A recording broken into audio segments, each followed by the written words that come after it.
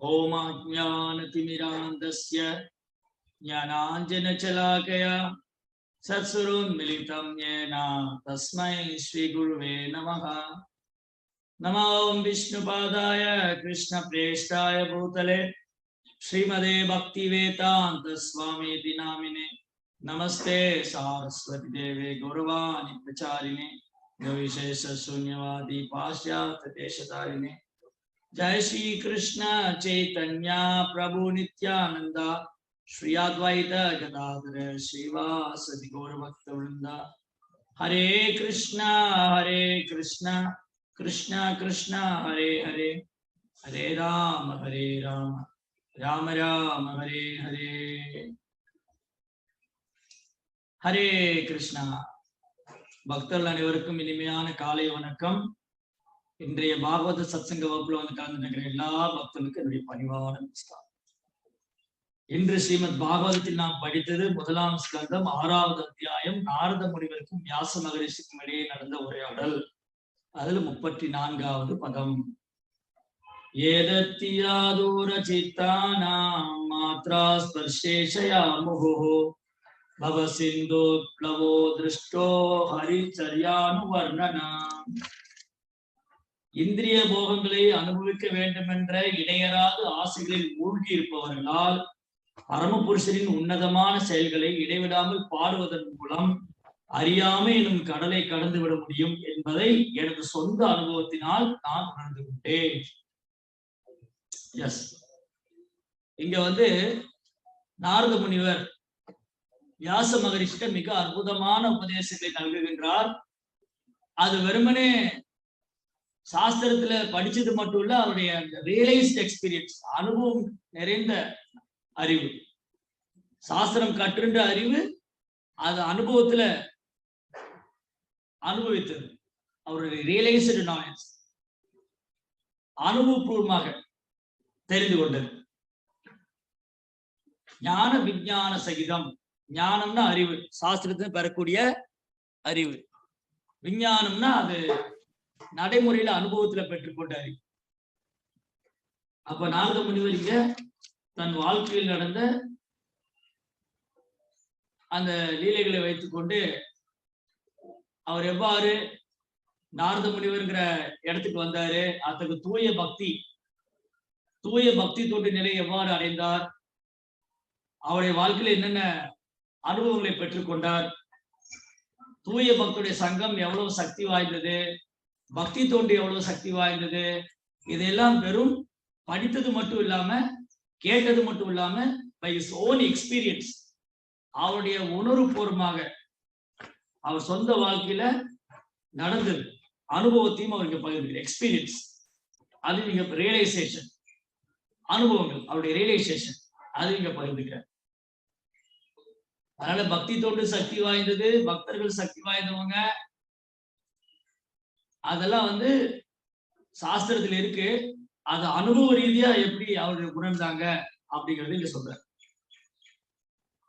அந்த ப்ராசஸ் வந்து எவ்வளவு வந்து அந்த வழிமுறை எவ்வளவு தெய்வீகமானது, எவ்வளவு உயர்ந்தது, அது எவ்வளவுக்கு எவ்வளவு மாற்றம் தரக்கூடியது அப்படிங்கிறதும் இங்க சொல்றாரு. அப்போ ஒரு சாதாரண வேலைக்காரருடைய பையனா இருந்தவர் எப்படி வந்து இந்த பௌதிக ஆசையெல்லாம் விட்டு இந்திரிய போகங்களை அனுபவிக்கணும்னு ஆசை இல்லாம அவர் பகவானை லீலைகளை தொடர்ந்து பாடி அறியாமை கடலை கடந்து அவரு தூய பக்திகள் கலந்துட்டு வந்தார். சோ பொருளுடைய ப்ராப்பர் ரொம்ப அழகா சொல்லியிருக்காங்க. ஜீவராசியோடைய பொசிஷன் என்ன, ஜீவனுடைய நிலை என்ன, அவனுடைய தர்மம் என்ன, அவனுடைய வாழ்க்கையின் குறிக்கோள் என்ன, ஏன் நமக்கு துன்பம்லாம் வருது அப்படிங்கிறத பொருளுடைய ப்ராப்பர் மிக அழகா சொல்லியிருக்க. அப்ப இங்க நம்ம எடுத்துக்கின்ற விஷயம் இன்னைக்கு பாகவதத்துல பார்க்கறதும் த சேம் டைம் சிமிலாரிட்டி. அதே போல சனாதன கோசாமி சைதன்ய மாவட்ட கேட்டது. அப்ப பாருங்க, ஒரே விஷயம் ரிப்பீட்டடா திரும்ப திரும்ப ஆச்சாரியர்களால அறிவுறுத்தப்படுதுன்னா அது ரொம்ப ரொம்ப முக்கியமான விஷயம். ஆழ்வார்கள், ஆச்சாரியர்கள், பகவானுடைய அவதாரம், தூய பக்தர்கள், இவங்க திரும்ப திரும்ப வந்து ஒரே விஷயத்த வந்து வலியுறுத்துறாங்க அப்படின்னா அது ரொம்ப ரொம்ப முக்கியமானது, மிக உயர்ந்தது, மிக உயர்ந்தது. இங்க எப்படி நாரத முனிவர் தன் சொந்த அனுபவத்தை அவர் அனுபவ ரீதியா கடந்த அடைந்த அனுபவங்களை பகிர்ந்துக்கிறாரோ, அது போல சனாதன கோஸ்வாமி அவரோட தன்னை வந்து ஒரு சாதாரண ஜீவாத்மாவின் நிலையில் வைத்துக் கொண்டு அவர் சைதன்ய மகாபிட்ட கேள்வி கேட்கிறார். சைதன்ய மகாபிரபுவை தன் குருவாக ஏற்றுக்கொண்டு பகவான் தான் அவர் ஆச்சாரியிடம் இருக்கார். அப்ப சைதன்ய மகாபுடைய தாமரை திருவடிகளை சரணடைந்த சனாதன கோஸ்வாமி அவர்கிட்ட அடுத்தடுத்து கேள்விகள் கேட்கின்றார். அதுதான் நம்ம போன 2ஆம் பாகத்தின் தொடர்ச்சி. 2ஆம் பாகம் சனாதன கோஸ்வாமி யார், அவருடைய வாழ்க்கை சரித்திரம் உணர்த்தும் பாடம் என்ன, அத்தியாயம் 2 அதனுடைய தொடர்ச்சி. அப்ப நம்ம போன வகுப்புல பார்த்தோம் சனாதன கோஸ்வாமி எப்படி வந்து நவாப் ஹுசைன் ஷாட்டுன்னு தப்பிச்சு வந்தாங்க. அவரை ஜெயில போட்டிருந்தாங்க. அந்த ஜெயில இருந்து கொஞ்சம் லஞ்ச பணம் எல்லாம் கொடுத்து அந்த காவலாளியை வந்து சமாதானப்படுத்தி அவர்கிட்ட ரொம்ப அன்பா இருக்கிற மாதிரி எல்லாம் பேசி அவரும் தப்பிச்சு வந்துட்டாரு. தப்பிச்சு வந்தவரு வர வழியில கூட அவருடைய செக்ரட்டரி வந்து ஈஷானா 7 தங்க நாணயம் வச்சிருந்தாரு. அதை வந்து ஒரு விடுதிக்காரர் தெரிஞ்சுக்கிட்டாங்க, ஹோட்டல்காரன். அதனால இவங்க கொல்லணும்னு திட்டம் போட்டாங்க. அதையும் சனாதன கோஸ்வாமி அறிந்து கொண்டு அந்த கோல்டு கான்ல அவர்கிட்ட கொடுத்தாரு. இன்னும் சிறிது தூரம் போனதுக்கு அப்புறம் சனாதன கோஸ்வாமி கேட்கிறார் ஈஷான்கிட்ட, வேற ஏதாவது கையில வச்சிருக்கீங்களா? ஆமா பிரபு, என்கிட்ட இன்னும் ஒரு கோல்டு காயின் இருக்கு, அப்படின்னா அதை எடுத்து நீங்க வீட்டுக்கு போங்க அப்படின்னு அவரே அனுப்பிச்சு வச்சுட்டு சனாதன கோஸ்வாமி அவர் சைதன்ய மகாபுடைய தாமரை திருப்படிகளை சரண்டிருக்காக வர வழியில அவருடைய மருமகன் ஜாஜிப்பூர்ல அவருடைய மருமகன் ஸ்ரீகாந்தாவை சந்திச்சாங்க. அவர் வந்து இவருக்கு ஏதாவது சேவை பண்ணணும்னு நினைச்சாரு. அவர் எனக்கு ஒண்ணுமே வேணாம், நான் வந்து மகாபிரபுட்ட போகணும் அப்படின்னு சொன்னோடனே அவருக்கு வந்து ஒரு கம்பளி வஸ்திரம், ஒரு விலை உயர்ந்த கம்பளியை வந்து அவர் சனாதன கோஸ்வாமி பரிசா கொடுத்தாரு. அந்த கம்பளியை வாங்கி மேல போட்டுக்கிட்டாங்க. ஏன்னா ரொம்ப குளிரா இருக்கும், ரொம்ப தூரம் பிரயாணம் செய்யணும் குளிர்ல பனியில. அதனால அவர் அன்போடு கொடுத்த கம்பளியை வாங்கி சனாதன கோஸ்வாமி மேல போத்தின்றார். அவர் மேல போத்திட்டு அவர் விருந்தாவன் நோக்கி பிரயாணம் பண்றாங்க. அவர் வாரணாசியில காசி வந்து சேர்ந்தார். அங்க கேள்விப்பட்டாரு சந்திரசேகர் ஆச்சாரியர் வீட்டுல மகாபிரபு தங்கி இருக்காங்க. அவர் விருந்தாவனத்துல இருந்து ரிட்டர்ன் அவங்க வந்து ஜெகநாத் பூரி போற வழியில அவர் சந்திரசேகர் ஆச்சாரிய வீட்டுல தங்கி இருக்காங்க. அப்ப சனாதன் ரொம்ப பணிவோட அந்த வீட்டுக்கு முன்னாடி உட்கார்ந்து இருக்காங்க.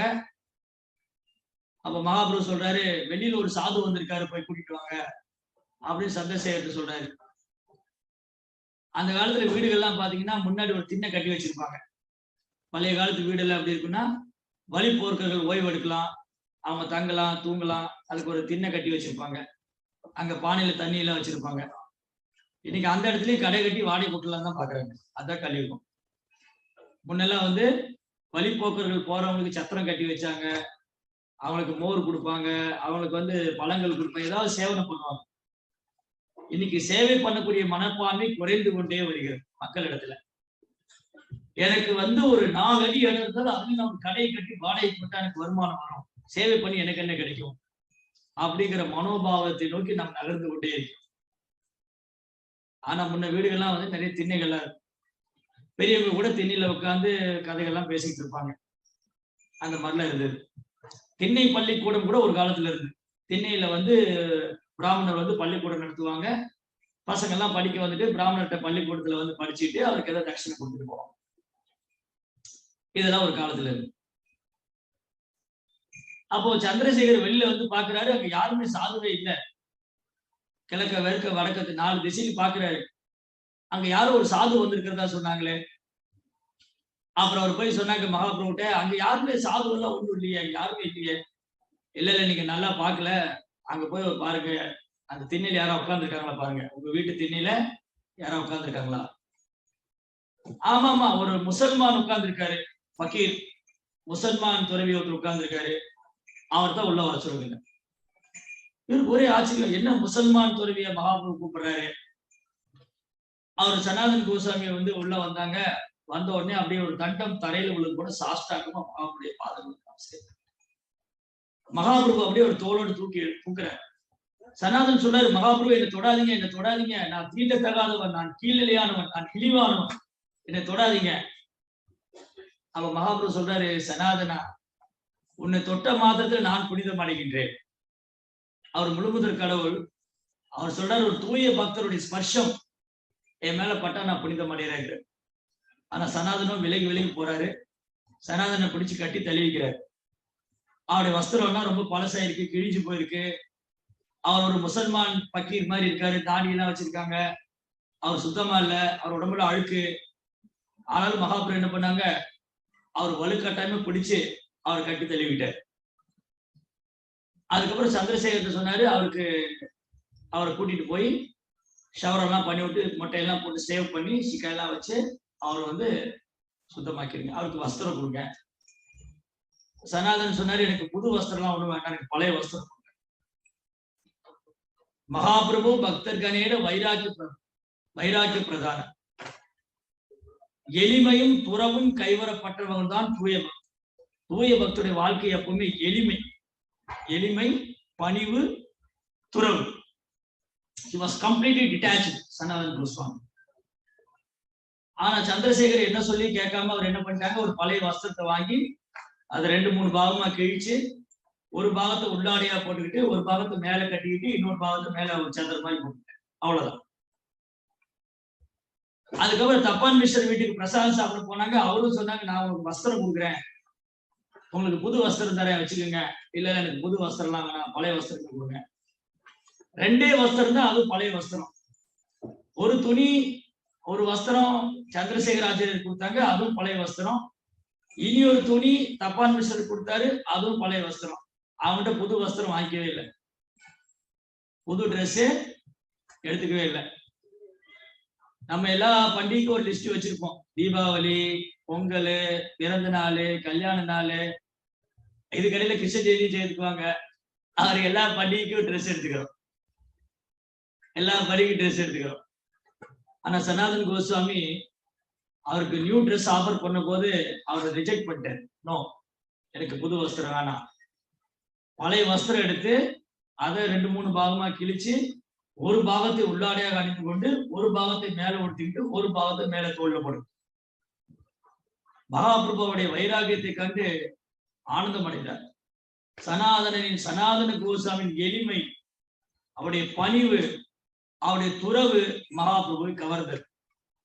இப்ப பகவான் எது கவரும்? ஆடம்பரமான வாழ்க்கை, உயர்ந்த குல பிறப்பு, பாண்டித்யம், இதெல்லாம் பகவானை கவராது. யார் ஒருத்தர் பணிவாக எளிமையாக எது மேலும் பற்றுதல் இல்லாமல் பக்தி தொண்டு செய்கிறாரோ அத்தகு பக்தரே பகவானை கவர்வார்.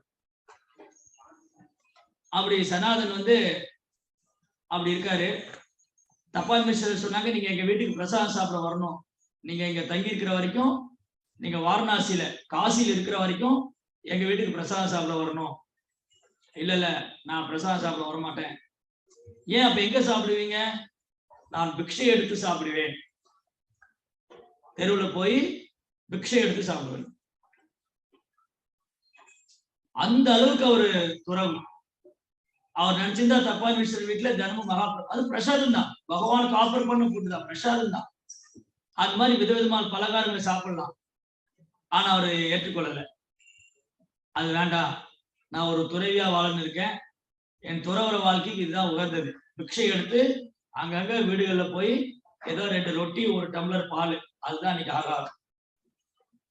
அத்தகு துறவு, வைராக்கியம், பணிவு, எளிமை கைவரப்பட்ட ஒரு பெரும் பக்தர் சனாதன் கோஸ்வாமி. அதனாலதான் மகாபிரபு பிரியமானவரா இருக்கு. ஆனா அவர் மேல ஒரு கம்பளி வஸ்திரம் போட்டிருக்காரு, அந்த புது கம்பளி வஸ்திரம். அது மகாபிரபு ஒரு நாள் பாக்குறாரு. சைத்தன்ய மகாபிரபு சனாதன் கோஸ்வாமி மேல போட்டிருக்கிற கம்பளி வஸ்திரத்தை பார்த்தாரு. சனாதன் புரிஞ்சுக்கிட்டாரு, இந்த கம்பளி ஆடையை நான் போற்றி இருக்கிறதும் மகாபிரபுக்கு பிடிக்கல, அவர் அதை விரும்பல. அப்ப என்ன பண்ணாரு, கங்கை கரையில போனா ஒரு பிக்ஷைக்காரன் உட்கார்ந்து இருந்தார். அந்த பிக்ஷைக்காரன் பழைய ஒரு சால்வை மேல போத்திருக்க, கிழிஞ்சு போன சால்வை, அங்கங்க கிழிஞ்சு போயிருக்கு. இவர் நேரா அந்த பிக்ஷைக்காரன் போனார் சனாதன் கோஸ்வாமி. ஐயா, எனக்கு இந்த கம்பளி வேண்டாம், இது புதுசா இருக்கு, நீங்க வச்சுக்கோங்க, நீங்க மேல போட்டிருக்கிற பழைய வஸ்திரத்தை எனக்கு கொடுங்க, எனக்கு கொடுங்க. அந்த பிச்சைக்காரன், ஐயா என்ன என்ன நீங்க இன்சல்ட் பண்றதுக்காக வந்தீங்களா? யாராவது புது வஸ்திரத்தை கொண்டு வந்து கொடுத்து நான் போட்டிருக்கிற பழைய வஸ்திரத்தை கேட்பாங்களா? என்ன கேலி பண்றீங்களா நீங்க அப்படின்னு கேட்கிறாரு. கொஞ்சம் யோசிச்சு பாருங்க. நமக்கு வீட்டுல புதுசா ஒரு சாரி வாங்கி கொடுத்தாங்க, கணவர் மனைவிக்கு ஒரு புதுசா ஒரு பட்டு புடவை வாங்கி கொடுத்தாங்க. அப்புறம் நமக்கு ஒரு வேட்டி சட்டை எடுத்துக்கிட்டோம், பட்டு வேட்டி பட்டு சட்டை எடுத்துக்கிட்டோம். அது நேரா கொண்டு போய் தெருவில் இருக்கிற தெருக்கோடியில் இருக்கிற பிச்சைக்காரன்ட்ட கொடுத்து, ஐயா இந்த புது வஸ்திரம் நீங்க வச்சுக்கோங்க, எனக்கு நாளைக்கு தீபாவளி வருது, அதனால உங்களோட கிழிஞ்சு போன பழைய வஸ்திரத்தை கொடுங்க, நான் போட்டுக்கிறேன் அப்படின்னு நம்ம யாராவது சொல்லுவா? அந்த அளவுக்கு நமக்கு பற்றின்மையும் வைராக்கியம் துறவும் இருக்கா? அதுதான் தூய பக்தருக்கும் நமக்குள்ள வித்தியாசம். நம்ம என்ன பண்ணுவோம்? புது ட்ரெஸ் நான் போட்டுக்கிட்டு பழைய ட்ரெஸ் கொண்டு பிச்சைக்காரனுக்கு கொடுப்போம். புதிய ஆடையை நான் அணிந்து கொண்டு பழைய வஸ்திரத்தை பிச்சைக்காரனுக்கு போடும். சனாதன் என்ன பண்ணாரு? புதிய வஸ்திரத்தை கொண்டு போய் அவர்கிட்ட கொடுத்துட்டு அவருடைய பழைய வஸ்திரத்தை கேட்கிறார். அவர் என்ன சொல்ல, என்ன தமாசு பண்ண வந்தீங்களா? இல்ல ஐயா, நான் உண்மையாதான் சொல்றேன், இந்த புது கம்பளியை நீங்க எடுத்துக்கங்க, உங்க பழைய ஷாலை என்கிட்ட கொடுங்க, அந்த சால்வை எனக்கு கொடுங்க. அவருக்கு ஒரே ஆச்சரியம், என்ன மனுஷன் அவரு, புதுசு எனக்கு கொடுத்து பழசு வாங்கிட்டு போறாரு. சரி, அவரும் வாங்கி கொண்டார். அந்த புதிய கம்பளியை வாங்கிட்டு அந்த பழைய கிழிந்து போன சால்வையை சனாதன் கோஸ்வாமிட்ட கொடுத்தாரு. அதை மேல அணிந்து கொண்டு அவர் சைதன்ய மகாபிரபு முன்னாடி வர்றார்.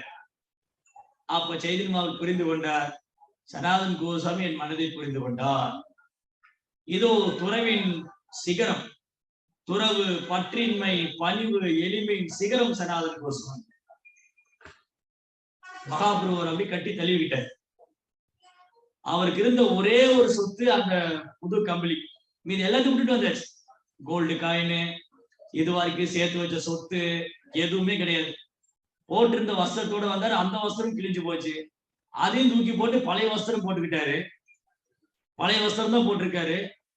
அவருடைய மருமகன் கொடுத்த கம்பளி ஒண்ணுதான் அவருக்கு ஒரு சொத்தா இருந்தது, அதையும் இப்ப தியாகம் செய்து விட்டார். அப்ப அவருடைய துறவரம், அவருடைய பணிவு, அவரது எளிமை மகாபிரபுவை கவர்ந்து, அதான் பகவானை கவரும். அப்புறம் என்னாச்சு? அவர் தான் சனாதன் கோஸ்வாமி கேட்கிறாங்க. அற்புதமான உரையாடல். 2.5 மாதம் வாரணாசியில் கங்கை கரையில் வைத்து காசி மாநகரத்துல சைதன்ய மகாபிரபு மிக அற்புதமான போதனைகளை, கிருஷ்ண பக்தி, கிருஷ்ண உணர்வு, விஞ்ஞானம், ஆன்மீக இறை விஞ்ஞானத்தை சைதன்ய மகாபிரபு சனாதன் கோஸ்வாமிக்கு எடுத்து வைக்கின்றார். அது அவருக்காக இல்ல, அவர் மூலமா நமக்காக. ஏன்னா அவர் ஆல்ரெடி சனாதன் கோஸ்வாமி நித்தியசித்தா, அவர் ஏற்கனவே தன்னை உணர்ந்த ஆத்மா. ஆனா அவர் மற்றவங்க நன்மைக்காக, எப்படி அர்ஜுனன் பகவான் கிருஷ்ணர்கிட்ட கேள்வி கேட்டாரோ, எப்படி பரீட்சித் மகாராஜா சுகதேவ் கோஸ்வாமிகிட்ட கேள்வி கேட்டாரோ, எப்படி சௌனகாதி முனிவர்கள் சூத கோஸ்வாமிகிட்ட கேள்வி கேட்டாங்களோ, அந்த மாதிரி உலக நன்மைக்காக, மற்றவங்க நன்மைக்காக சனாதன் கோஸ்வாமி கேள்விகளை கேட்கின்றார். கியாமி ஆமி மோரே ஜாபத் ரோபத் ராய்.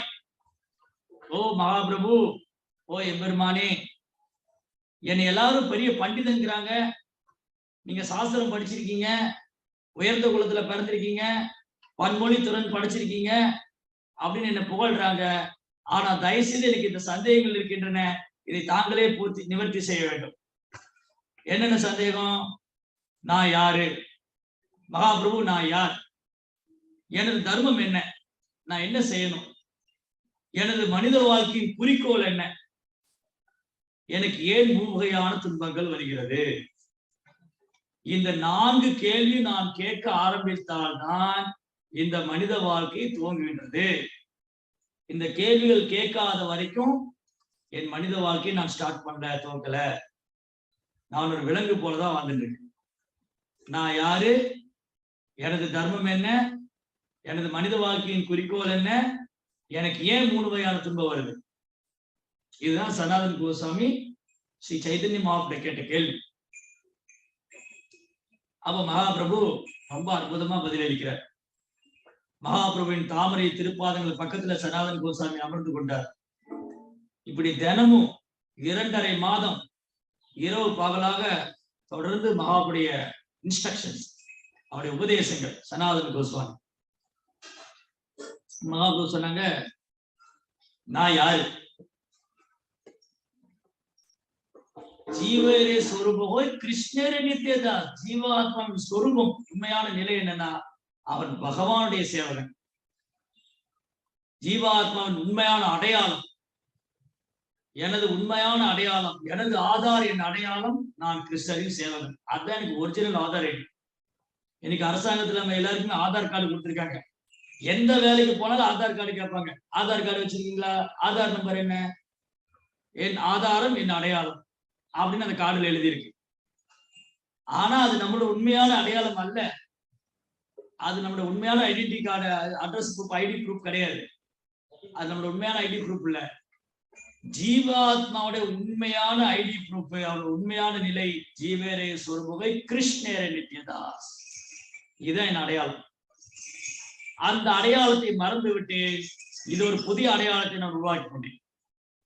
இதோ நான் அமெரிக்கன் சிட்டிசன், நான் இந்தியன் சிட்டிசன், நான் ஆஸ்திரேலியன் சிட்டிசன், நான் அந்த நாட்டுடைய குடிமகன், நான் இந்த நாட்டின் குடிமகன் அப்படின்னு தவறான ஒரு அடையாளம் வச்சுக்கிறேன். இங்க இருக்கிற ஆதார் அட்டை என்னுடைய தவறான அடையாளம். அது என் உண்மையான அடையாளம் அல்ல. இது உண்மையான ஆதார் கார்டு இல்ல. Real original Aadhaar card I am the servant of the servant of the servant of. நான் பகவான் சேவகனின் சேவகனின் சேவகன். அதுதான் என்னுடைய ஒரிஜினல் ஐடென்டிட்டி. இப்போ மகாபிரபு சொல்றாரு, ஜீவாத்மாவுடைய உண்மையான சொரூபம் என்னன்னா, அவன் பகவானுக்கு சேவனம் செய்பவன். பகவானோ சூரியனை போன்றவர். பகவான் கிருஷ்ணர் சூரியனை போன்றவர்.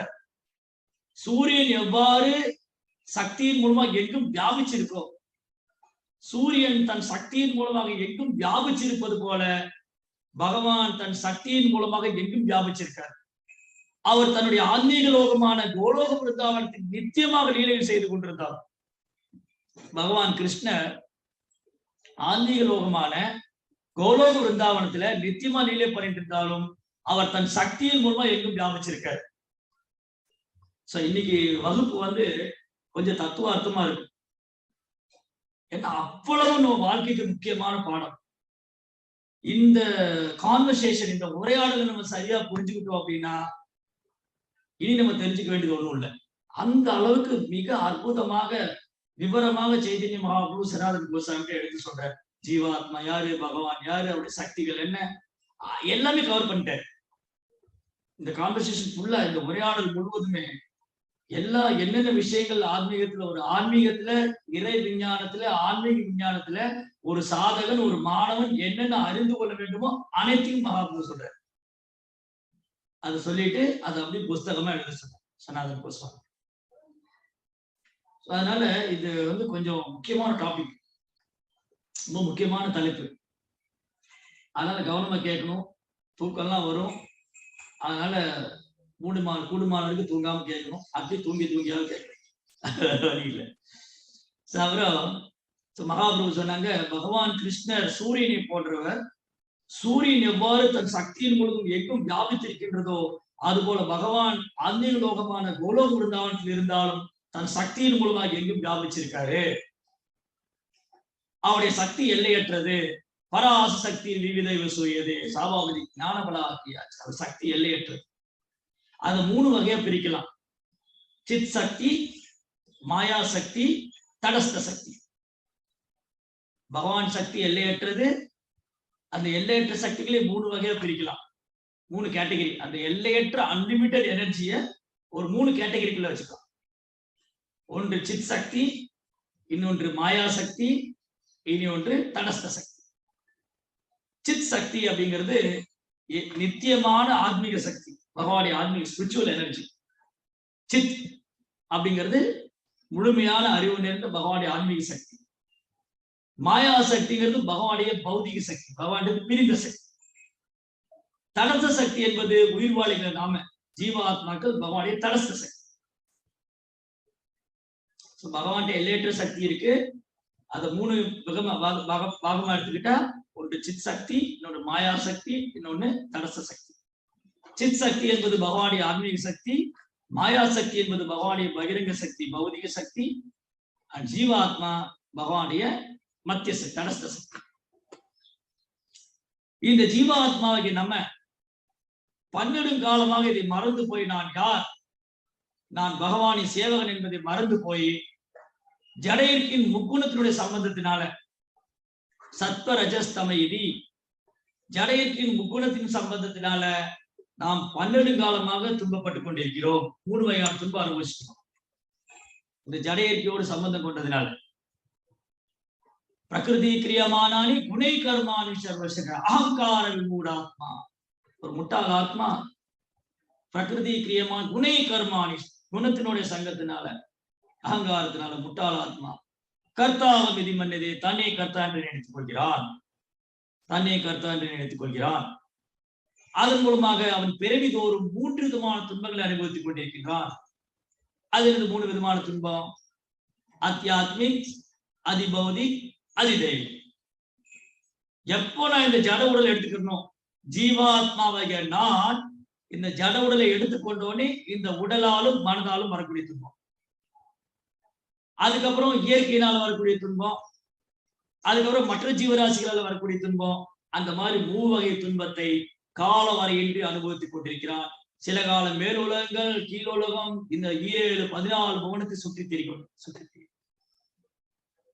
அப் டு பிரம்மலோகம் வரைக்கும் போல இந்த 3 வகை துன்பம் துரத்தின்றே வருது. அதனால இந்த ஜட உடலை எடுத்துட்டதுதான் இந்த பிரச்சனைக்கான காரணம்.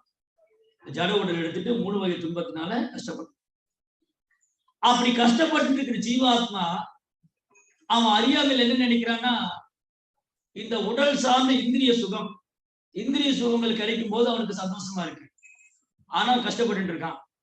அதுக்கு மகாபிரபு என்ன உதாரணம் கொடுக்கிறாரு, ஒருத்தனை ஒரு அதிகாரி அல்லது ஒரு ராஜா என்ன பண்ணாரு, ஒருத்தனை தலையை பிடிச்சு அவன் தண்ணிக்குள்ள முக்கி அமுத்துற. இப்ப நம்ம எங்கேயாவது ஆத்துலயோ குளத்திலயோ கிணத்துலயோ போனோம்னு வச்சுங்களேன், நம்ம குளிச்சிட்டு இருக்கோம் இல்ல விளையாடிட்டு இருக்கோம். அப்ப யாரோ நம்ம தலையை பிடிச்சு தண்ணிக்குள்ள அமுத்தி வச்சு, அப்ப தண்ணிக்குள்ள அமுத்தி வச்சா என்ன ஆகும், எனக்கு மூச்சு முட்டுறதுக்கு நான் போராடும், மூச்சு முட்டி நான் போராடுவேன், என்னால ரொம்ப நேரம் தண்ணிக்குள்ள இருக்க முடியாது. அப்படி நான் உயிருக்கு போராடும் போது என் தலையை பிடிச்சி அப்படி மேல தூக்குனேன். என் தலையை பிடிச்சி மேல தூக்கணும்னே எனக்கு ஒரு சுவாசம் கிடைக்குது. அபாடா அப்படின்னு அபாடா அபாடா அப்படின்னு சொல்லி முடிச்ச உடனே திரும்பி உள்ள அமுத்திட்டாங்க. திரும்பி கஷ்டப்பட்டேன், திரும்பி இந்த மேல தூக்குனாங்க, அப்படின்னு ஒரு சுவாசம், திரும்பி உள்ள அமுத்திட்டாங்க, திரும்பி மேல தூக்குனாங்க. இப்படி பெரும்பாலான நேரம் நான் தண்ணிக்குள்ளதான் கஷ்டப்பட்டுக்கிட்டு இருக்கிறேன். அந்த ஒரு செகண்ட் என்ன மேல தூக்கும் போது எனக்கு ஒரு சந்தோஷம் கிடைக்குது, எனக்கு ஒரு சுவாசம் கிடைக்குது, திரும்பி உள்ள அமுத்திடுறாங்க. அந்த மாதிரி சைதன்ய மாப்ள என்ன சொல்றாரு, ஜீவாத்மா தன்னுடைய உண்மையான நிலையை மறந்து அறியாமையினால நான் இந்த உலகத்துல 3 வகை துன்பத்தை கஷ்டப்பட்டுட்டு இருக்கேன்னு தெரியாம சிறிது புலனின்பம் கிடைக்கும் போது அதுல ஒரு ஆனந்தம் அவனுக்கு, கொஞ்சம் ஒரு புலனின்பம், அந்த சின்னதா ஒரு புலனின்பம் வரும்போது அவன் கஷ்டத்துல மறந்துடுறான். திரும்பி கஷ்டம் வரும்போது கஷ்டப்பட்டு இருக்கான், அவர் திரும்பி கொஞ்சம் புலனின்பம். இது எப்படின்னா தண்ணியில ஒருத்தனை முங்கி எடுக்கிற மாதிரி, அவனை முங்கி அமுத்தி இருக்கும்போது கஷ்டம், வெளியில தூக்கும் போது ஒரு சுவாசம், திரும்பி அமுத்தினா கஷ்டம், வெளியில தூக்குனா ஒரு சுவாசம். இந்த மாதிரி ஜீவாத்மா கால வரையின்றி அவன் புலன்பு அனுபவிச்சுட்டே இருக்கான். அதனால அவன் அது என்ன நினைச்சுக்கிறான், அது அவனுக்கு சந்தோஷம் நினைச்சுக்கிறான். அதுல பாக்கியம் பெற்ற ஒருவன், அதுல ஒரு ஜீவாத்மா பாக்கியம் பெற்றவன்னா யாரு பகவானுடைய சங்கம், தூய பக்தரின் சங்கம், பக்தரின் சங்கத்திலையும் பகவானுடைய சங்கத்திலையும் வரும்போது விடுபடுறான். தைரியேஷா குணமயி மம மாயா துரத்யா மாமேவை பிரபத்யந்தே மாயா மேதாம் தரந்திதே. மாயா சக்தி ரொம்ப வசீகரமானது. அந்த மாயா சக்தி என்ன பண்ணுது, அந்த தண்ணிக்குள்ள போட்டு நம்மளை முக்கி எடுக்குது, முக்குது, வெளியே தூக்குது, முக்குது. அப்ப யார் ஒருத்தர் பகவானை சரணாகதி பண்றாங்களோ, அது தூய பக்தர்கள், சாதுக்கள் வைஷ்ணவர்களை சரணாகதி பண்றாங்களோ அவங்க பர்மனண்டா விடுதலை அடையலாம். இல்லாட்டி டெம்பரவரி ரிலீஃப் தான். முக்கியிருக்கோம் வெளியே தூக்குறோம், முக்குறோம் வெளியே, பர்மனண்டா வெளியில வரல, நிரந்தரமா வெளியே வரல. இப்படி அவன் காலம் வரையின்றி 3 வகை துன்பத்தை அனுபவித்துக் கொண்டே இருக்கின்றான். அப்போ கிருஷ்ணருடைய கருணையினாலும் வைஷ்ணவருடைய கருணையினாலும் வரும்போதுதான் அவன் வந்து வெளிப்படுவான்.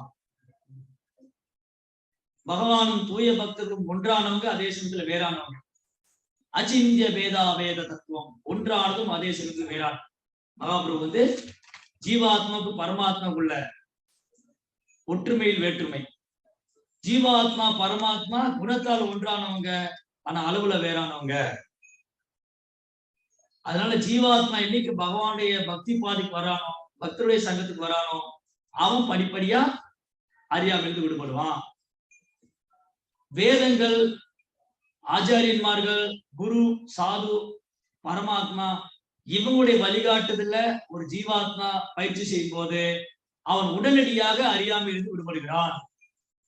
வேத நியமங்களை பின்பற்றும் போதும் ஆன்மீக குரு, ஆச்சாரியன், அப்புறம் சாதுக்கள், தூய பக்தர்கள், பரமாத்மா. வேதங்கள் 3 விஷயங்களை பற்றி திரும்ப திரும்ப சொல்கின்றன. சம்பந்தா, அபிதேயா, பிரயோஜனா. இதை நம்ம ஏற்கனவே பேசணும். சம்பந்தா, அபிதேயா, பிரயோஜனா. இந்த சம்பந்த ஆச்சாரியர் தான் சனாதன கோஸ்வாமி, அபிதேய ஆச்சாரியர் ரூப கோஸ்வாமி, பிரயோஜன ஆச்சாரியர் ரகுநாத் தாஸ் கோஸ்வாமி.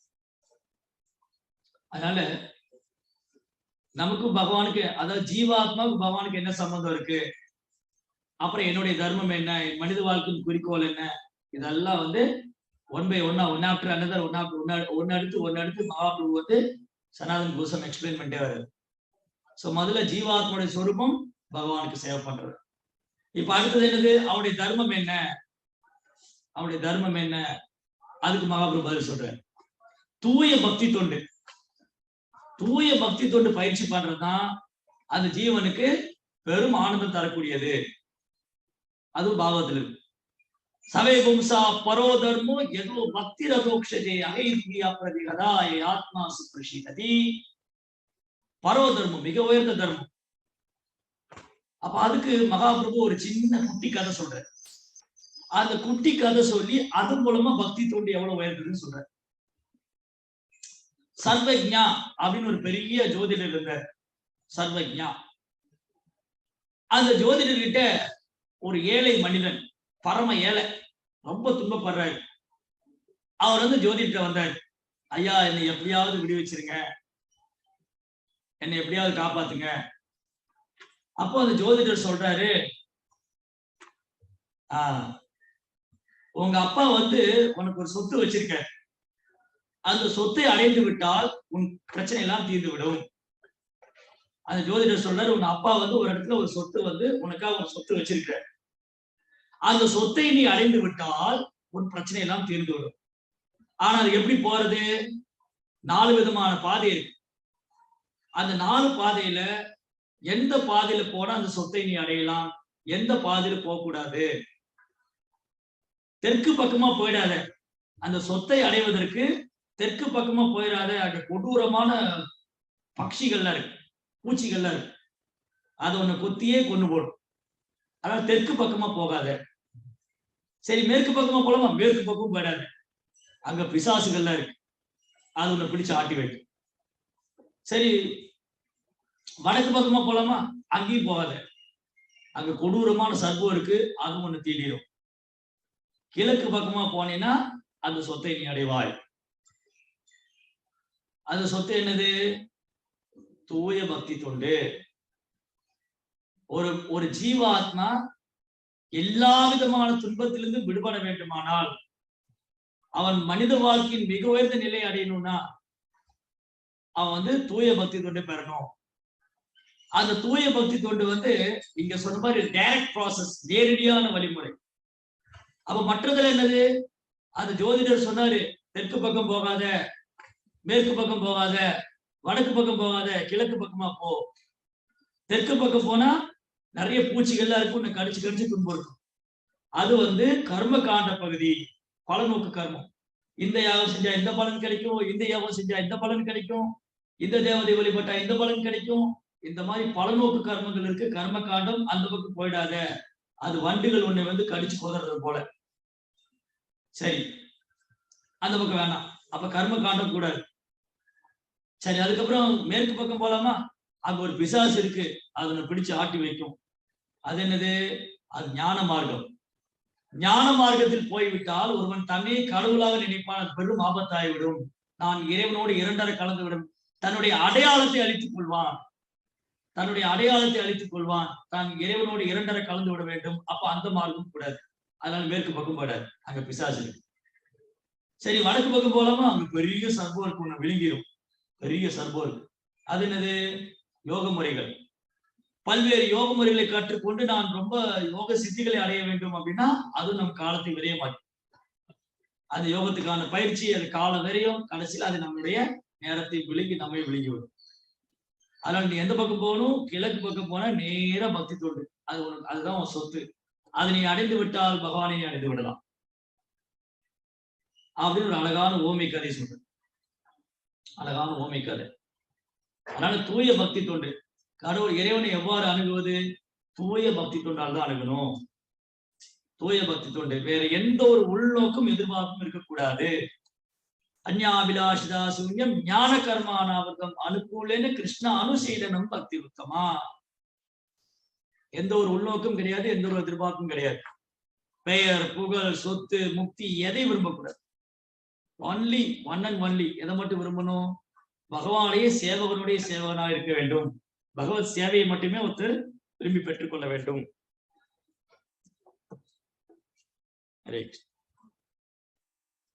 அந்த தூய பக்தி தொண்டு மூலமா தான் இறைவனை அடைய முடியும். அதான் கீதையில சொல்ற கிருஷ்ணா, பக்தியாமம் அபிஜானாதி. பக்தி தொண்டால் மட்டும்தான், வேற எந்த முறையாலும் அல்ல. அதனால பக்தி தொண்டுனாலே பகவான் காட்டக்கூடியதான். அதனால வேதங்களுடைய கன்க்ளூஷன், வேதங்களுடைய முடிவு என்னன்னா, கிருஷ்ணஸ்து பகவான் ஸ்வயம். கிருஷ்ணரே ஸ்வயம் பகவான். வேதங்களுடைய முடிவு என்னது? கிருஷ்ணரே ஸ்வயம் பகவான். கிருஷ்ணஸ்து பகவான் ஸ்வயம். மற்ற தேவி தேவதைகள்லாம் போகக்கூடாது. மற்ற தேவி தேவதைகள்லாம் அணுகக்கூடாது. தூய பக்தி தொண்டு என்பது கலங்கம் இல்லாமல் அன்பு செய்வது, அது பகவான் இடத்தில் மட்டும் செய்வது. அந்த பரம்பொருள், பரம புருஷோத்தமன், பரந்தாமன் பகவான் ஹரி கிருஷ்ணன். அவர் எப்பவும் கோலோக விருந்தாவனத்தில் நித்தியமா லீலை செய்து கொண்டிருக்கிறார். அவர் கோபர்களோடும், கோபிகளோடும், கன்றுகளோடும், பசுகளோடும் நித்தியமாக லீலை செய்து கொண்டிருக்கிறார். அவரிடம் பல்வேறு ரூபங்கள், பல்வேறு அவதாரங்கள் என்ன, அது கோலோக விருந்தாவனத்தில் அவர் தன் சொந்த லீலைகளை செய்து கொண்டிருக்கிறார். அவருடைய உன்னதமான ரூபம் ஆன்மீக லோகத்துல, கோலோக விருந்தாவனத்துல அவர் அந்த உன்னதமான ரூபத்தில் சேவை செய்து கொண்டிருக்கிறார். அந்த இறைவனை, பரந்தாமனை, பரம புருஷனை பல்வேறு வழிகளில் அணுகலாம். பல்வேறு வழிகளில் அணுகலாம். அவர் பிரம்மஸ்வரூபமாக அணுகலாம், பரமாத்மா சுரூபமாக அணுகலாம், பரம புருஷோத்தமான முழுமுதற் கடவுளா அணுகலாம். வதந்தி தத் தத்துவவித தத்துவம் விஜயானம் அவ்யயம் பிரம்மேதி பரமாத்மேதி பகவான். இந்த மூணு பாதையில அணுகலாம். அதில் உயர்ந்தது பரம புருஷோத்தமன் பகவானை முழுமுதற் கடவுளாக அணுகுவது. அவரை முழுமுதற் கடவுளாக அணுகுவது. அந்த பகவான் கிருஷ்ணர் எண்ணற்ற ரூபங்கள் எடுத்துக்கொண்டிருக்கிறார். அதை வந்து மூணு வகையா பிரிச்சிருக்க. கவனமா கேட்டா புரியும். மூணு வகையா பிரிச்சிருக்காரு. பகவான் எண்ணற்ற ரூபங்கள் எடுத்திருக்கிறார். அதை மூன்று வகையாக பிரித்திருக்கிறார். ஸ்வயம் ரூபம், தத் ஏகாத்மா, அப்புறம் ஆவேஷம். ஸ்வயம் ரூபம் பகவான் ஸ்வயமா தோன்றுவது. தத் ஏகாத்மா அவருடைய விரிவங்கம். அதுக்கப்புறம் அவருடைய சக்தி அளிக்கப்பட்ட அவதாரம். ஆனா கிருஷ்ணன் ஸ்வயம் பகவான். அவர் தன்னை விஸ்தாரம் செய்யும் போது அவர் அவதாரங்களுடைய அவதாரங்களாக, சக்தி அளிக்கப்பட்ட அவதாரங்களாக, பல்வேறு அவதாரமா தன்னை விஸ்தாரம் செய்து கொள்கிறார். படைத்தல், காத்தல், அழித்தல் அனைத்துக்கும் ஒரு ஆதாரமா இருக்காரு. அவரிடம் எண்ணற்ற ரூபங்கள் தோன்றுகின்றன. அந்த ரூபங்கள்லாம் அவரு மூணு முக்கியமான புருஷாவதாரம். அவர் வந்து காரண உதகசாயி விஷ்ணு. அனைத்து காரணமா இருக்காரு. அவருடைய சரீரத்திலிருந்து எண்ணற்ற அண்டங்கள் தோன்றுகின்றன. அதுக்கப்புறம் ஒரு அண்டத்துக்குள்ளேயும் ஒரு நுழைந்து கர்ப்போதசாய விஷ்ணு சயனம் கொள்றாரு. அதுக்கப்புறம் ஷீரோதசாய விஷ்ணு ஒவ்வொரு ஜீவனுடைய இதயத்துல இருக்காரு. அது மட்டும் இல்லாம ஸ்ரீமத் பாகவதத்துல 6 விதமான அவதாரங்கள் பத்தி சொல்லியிருக்கு. அவதாரம், யுக அவதாரம், லீலா அவதாரம், புருஷ அவதாரம், மன்வந்திர அவதாரம், சத்யாவேஷ அவதாரம், குண அவதாரம். இது மாதிரி பகவானே பல்வேறு அவதாரங்களை பற்றி பறைசாற்றப்பட்டிருக்கிறது. குறிப்பிட்ட நோக்கத்துக்காக பகவானால் சக்தி அளிக்கப்படும் அவதாரம் சத்யாவேஷ அவதாரம். லீலைகள் புரிவதற்காக தோன்றுவது லீலா அவதாரம். பிரபஞ்ச சிருஷ்டிக்கு காரணமா இருந்தது புருஷ அவதாரம். குண அவதாரம், 3 குணத்துக்கு அதிபர் பிரம்மா விஷ்ணு மகேஸ்வர். குண அவதாரம், குண அவதாரம், புருஷ அவதாரம், லீலா அவதாரம், சத்யாவேஷ அவதாரம், யுக அவதாரம், மன்வந்திர அவதாரம். அந்த பகவான் கிருஷ்ணர் ஓரொரு யுகத்திலும் அவதரிக்கிறாரு. அந்த பகவான் கிருஷ்ணர் ஓரொரு யுகத்திலும் அவதரிக்கிறாரு. சத்திய, திரேத, துவாபர, கலி. அவர் சத்திய யுகத்துல வெள்ளை நிறத்துல வந்தாரு. அந்த வெள்ளை நிற அவதாரம் ஸ்வேத வராகம், அப்புறம் ஹம்ச அவதாரம், இந்த மாதிரி வெள்ளை அவதாரத்துல வந்தாரு. திரேதா யுகத்துல அவர் சிவப்பு நிறத்துல தோன்றினாரு. துவாபர யுகத்துல ஒரு கருப்பு நிறத்துல தோன்றினாரு. கலி யுகத்துல ஒரு மஞ்சள் நிறத்துல தோன்றினாரு. அந்த மாதிரி ஒவ்வொரு யுகத்திலும் அவதாரம் பண்றாரு. கலி யுகத்துல ஒரு மஞ்சள் நிறத்துல தோன்றாரு. அப்ப சனாதன் கோஷம் கேட்கிறாரு, அந்த அவதாரம் பத்தி என்னன்னு சொல்லியிருக்கு சாஸ்திரத்துல? கலியுகத்துல அவர் மஞ்சள் நிறத்துல தோன்றியிருக்காரு, அப்ப அந்த அவதாரத்தை பத்தி சொல்லுங்க. அப்ப சைதன்ய மகாபிரபு சொல்றாரு, இந்த யுகத்துக்கான தர்மம் நாம சங்கீர்த்தனம், அதனை ஸ்தாபனம் செய்ததற்காக அவர் மஞ்சள் நிறத்துல தோன்றுவாரு. அதற்கான எவிடன்ஸ் எல்லாம் சாஸ்திரத்துல இருக்கு. அப்படி சொல்லிட்டே வரும்போது சனாதன் கோசாமி அது மகாபிரபுடைய வாயிலிருந்து நான் தான் அந்த அவதாரம் சொல்ல வைக்க முயற்சி பண்றாரு. சனாதன் கோசாமி ட்ரிக் பண்றாரு. என்ன ட்ரிக் பண்றாரு? ஆக்சுவலி சைதன்ய மகாபிரபு புல்முதற் கடவுள், அவர் தான் மஞ்சள் நிறத்துல வந்திருக்காரு, கோல்டன் அவதார். ஆனா அவர் ஒரு பக்தனுடைய கதாபாத்திரத்தை ஏத்துட்டு இருக்காரு. இங்க ஒரு ஆச்சாரியனுடைய ஸ்தானத்தை ஏத்துட்டு இருக்காரு. சனாதன் கோசாமி கேட்கிறாரு, ஓ சாஸ்திரங்கள்ல அந்த மஞ்சள் நிற அவதாரத்தை பத்தி நிறைய சொல்லியிருக்கா, அவர் எப்படி அணுகுவது, அவர் எப்படி கலியுகத்துல வழிபடுறது? அவன் மகாபிரபு சிரிச்சுட்டு அவர் நாம சங்கீர்த்தனம் பண்ணணும் இல்லைன்னு சொல்லிட்டு அப்படியே டாபிக் மாத்திட்டு, சனாதன் கோசாமி என்ன பண்ணாங்க, மகாபிரபு தான் அந்த முழுமுதற் கடவுள் அப்படிங்கிறது ஊர்ஜிதப்படுத்துறாரு. மகாபிரபு ஒரு பக்தனுடைய கதாபாத்திரத்தை ஏற்றுட்டு ஆச்சாரியனுடைய ஸ்தானத்துல பேசிட்டு இருக்கிறதுனால அப்படியே அவருக்கு ஒரு வெக்கம் வந்துருச்சு. அவருக்கு வெக்கம் என்ன பண்ணாங்க, அவர் நான் தான் அந்த அவதாரம் சொல்லல, அப்படியே டாபிக் மாத்திட்டு அப்படியே டாபிக் வந்து சனாதன் ட்ரிக் பண்றாரு, சனாதன் நம்மகிட்ட ட்ரிக் பண்றாரு அப்படின்னு புரிஞ்சுக்கிட்டாரு மகாபிரபு.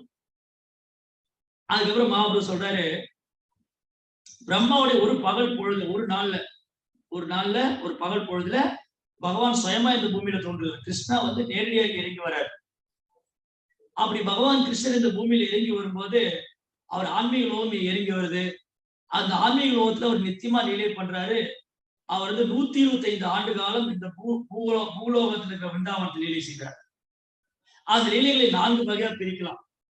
கோமார லீலா, பௌக்கண்ட லீலா, கைசோர லீலா அண்ட் யௌவன லீலா. அந்த லீலைகள்லாம் உயர்ந்தது அவர் விருந்தாவனத்தில் செய்த லீலை. விருந்தாவனத்துல கோபர்களோடும் கோபிகளோடும் செய்த லீலை. அதுக்கப்புறம் அந்த எண்ணற்ற ஆன்மீக லோகத்துல பகவான் அற்புதம் பண்றாரு. வைகுந்த தாமம், மதுரா தாமம், அங்க ஒரு ஆப்புலன்ஸ், அவருடைய ஐஸ்வர்யங்களை வெளிப்படுத்துறாரு. இந்த மாதிரி பகவானுடைய தெய்வீகமான நாம ரூப குணாதிசயம், அவருடைய தெய்வீக லீலைகள், அவருடைய கல்யாண குணங்கள் பிரம்மாவை பிரமிக்க வைக்கக்கூடியது. இந்த உலகத்துடைய முதல் ஜீவராசி, இந்த படைப்பினுடைய முதல் ஜீவராசி பிரம்மாவை பிரமிக்க வைக்கக்கூடியது பகவானுடைய லீலை. அது நம்ம பாவத்துல பார்த்தோம், பிரம்ம விபவ லீலா. அது எப்படி இந்த சின்ன குழந்தை அவருடைய அகாசுரனை எப்படி கொண்டாரு? இந்த கோபால் யார்? இந்த கோபால் அவரை பரீட்சை செய்ய வேண்டும் என்று பிரம்மா பகவானுடைய கன்றுகளையும் பசுகளையும் திருடிவிட்டார். சாரி, கன்றுகளை திருடிவிட்டார். கன்றுகளின் நண்பர்கள், பகவானுடைய கன்றுகளின் நண்பர்களை திருடி கொண்டு அவர் சத்தியலோகத்தில் வச்சிட்டார். இங்க பார்த்தா அதே கன்றுகளின் நண்பர்கள் இருக்காங்க. பிரம்மா குழம்பி விட்டார். அவர் பகவானை குழப்பத்தில் ஆழ்த்துன்னு பார்த்தாரு. கடைசியில் பிரம்மா குழம்பி போனார். நமே விது சுரகனா பிரபவம் ந மகர்ஷியக அகம் ஆதிகி தேவானா மகர்ஷி நாம்ச சர்வசக. ஓ அர்ஜுனா, எனது வைபவங்களை மகா ரிஷிகளும் மாபெரும் தேவர்களும் அறிய மாட்டார்கள். அவங்க முன்னாடி இருந்து நான் இருக்கு. அகம் ஆதிரிக தேவன், கிருஷ்ணா தேவாதி தேவன், ஆதி தேவம் அஜம் விபு. அதனால பிரம்மா கொழும்பி போனாரு. அதுக்கப்புறம் பிரம்மா பார்த்தாரு, ஓரொரு கண்ணுக்குட்டியும் ஓரொரு நண்பரும் 4 கரமுள்ள விஷ்ணு ரூபமாக, பிரம்மாண்டமான விஷ்ணு ரூபம், சங்க சக்கர கதாபத்மத்தோட.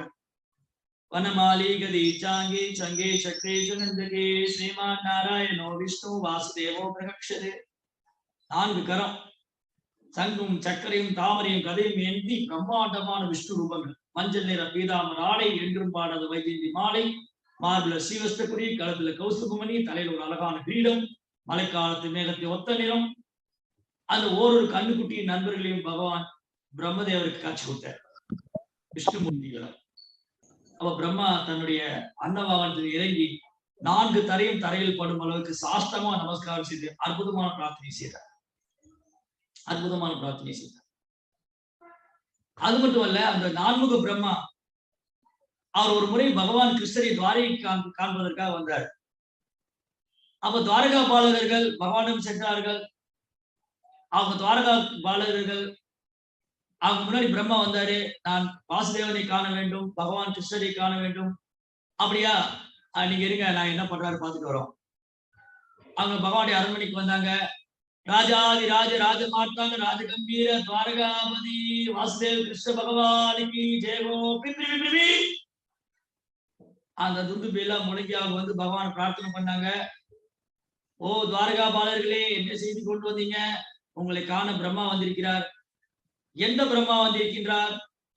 ஐயோ, அதை நாங்க கேட்க மறந்துட்டோமே. அவங்க ஓடி வந்தாங்க. ஐயா, நீங்க எந்த பிரம்மா? அவருக்கு ஆச்சரியம், நான் ஒரு பிரம்மா தானே இருக்கேன். நான் வந்து குமாரர்களின் தந்தை சதுர்முக பிரம்மா வந்திருக்கேன்னு சொல்லுங்க. அப்படி ஆகட்டும். அவங்க வந்து பகவான்கிட்ட வந்தாங்க. பிரபு, குமாரர்கள் 4 குமாரர்களின் தந்தை சதுர்முக பிரம்மா வந்திருக்காரு. ஓகே, வர சொல்லுங்க. அவர் வேற ஏதோ வேலையா வந்தாரு. இப்ப அவர் குழப்பமாயி போச்சு. என்ன குழப்பம்? பகவானே, நான் தங்களை காண வந்தேன். ஆனால் எனக்கு என்ன ஆச்சு? நான் ஒரு பிரம்மா தான் இருக்கின்றேன்.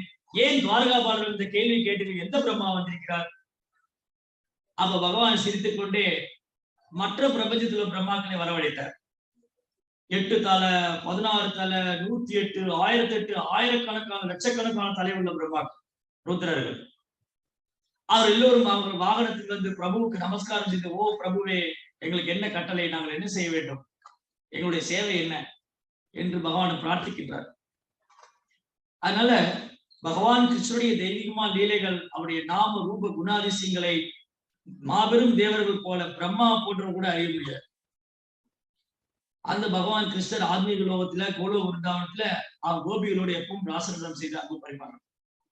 அந்த கோபிகளோட லீலையை லட்சுமி தேவியால் கூட அனுபவிக்க முடியவில்லை. அதனால கோபிகளே சிறந்த பக்தர்களா இருக்காங்க. அந்த பகவானை அவங்க வந்து எப்படி அணுகிறது? தூய பக்தி தொண்டுனாலதான் பகவானை அணுக முடியும். தூய பக்தி தொண்டு 64 அங்கங்களை கொண்டது. தூய பக்தி தொண்டு 64 அங்கங்கள். அந்த பக்தி தொண்டு செய்யறது மூலம் பகவானை அணுகலாம். நான் என்னமோ விளையாட்டா பக்தி பண்ணலான்னு வந்தேன். இங்க என்னன்னா 64 வெரைட்டி இருக்குங்கிறாங்க.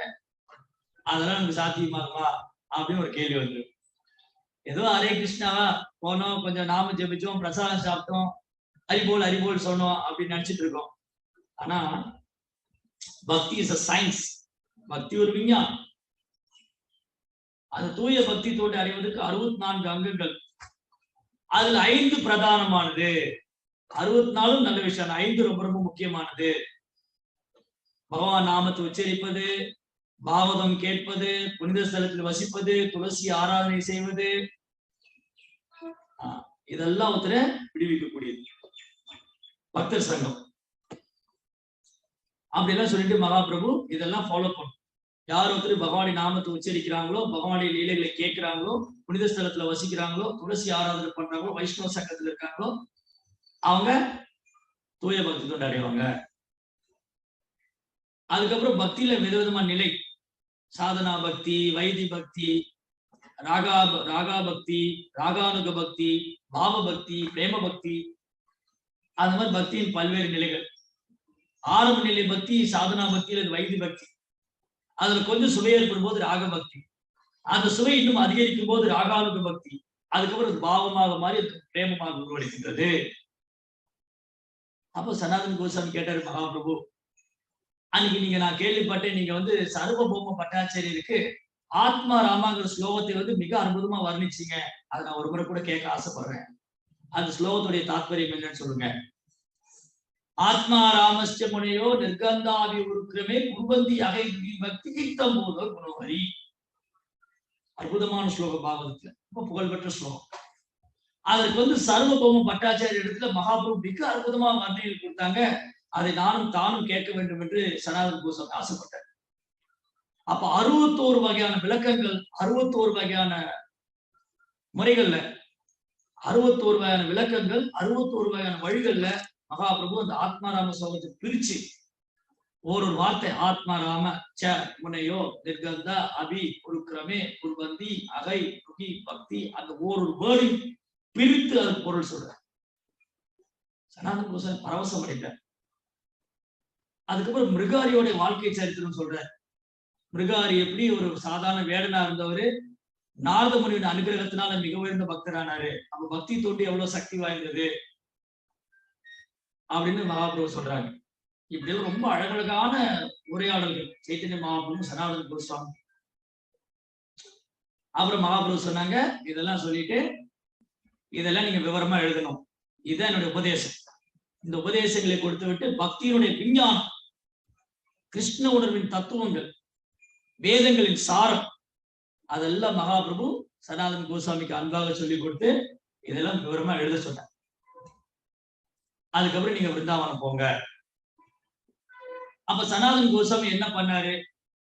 மகாபிரபு சொன்னது போல அந்த புஸ்தகமா எழுதினாரா? அவர் விருந்தாவனம் போனாரா? விருந்தாவனத்தில் என்ன நடந்தது? பாகம் 3 பார்ட் 3 ஆவலாக காத்துக் கொண்டிருங்கள். விருந்தாவனத்தில் சனாதன கோசாமி என்ன செய்தார்? அவர் மகாபிரபு இட்ட கட்டளைகளை பின்பற்றினாரா? அவர் புஸ்தகம் எழுதினாரா?